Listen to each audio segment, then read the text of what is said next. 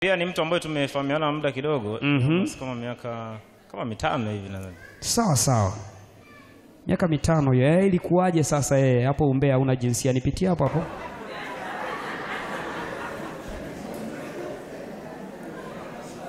Ilikuwa bana tulikutana darasani siku ya kwanza. Mlikutana darasani? Darasani. Sawa sawa. Sasa naomba mic iweke vizuri tusikie. Kuna jamaa kule nyuma anasema mimi sisikii, afu ni Mbea sana. Yuko kule nyuma. Wewe tulikutana darasani. Sawa sawa. Kwa sababu yeye alikuwa pia ni mara nyingi alikuwa anakuja darasani kwa kuchelewa. Alikuwa anachelewa. Kwa alikuwa hana budi kukaa siti za nyuma. Sawa sawa. Ambao mimi pia ndo nilikuwa nakaa mara nyingi. Kwa ndo sehemu pekee ambapo tulikutana pale.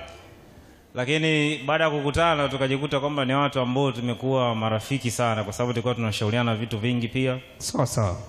Katika mambo ya maisha ya kawaida, lakini masomo na vitu vingine kadha. Kitu ambacho kilinifanya nione kumbe huyu anaweza kuwa mke wangu. Sawa sawa.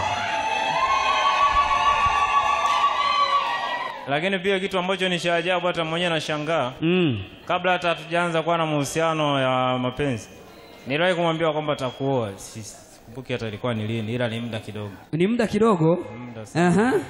Kwa hiyo ulikuwa unatania kidogo na tikisa kibeliti?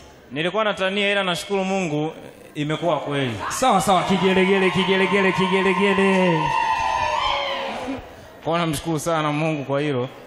Na mpaka leo tumefikia mahali hapa. Sawa sawa. Kwa hiyo hivyo ndivyo tulivyokutana. Asante kwa historia hiyo nzuri sana, inavutia. Ndo mke wangu hapa, tupo naye leo. Doris, karibu tena. Jamani, mpeni kigelegele.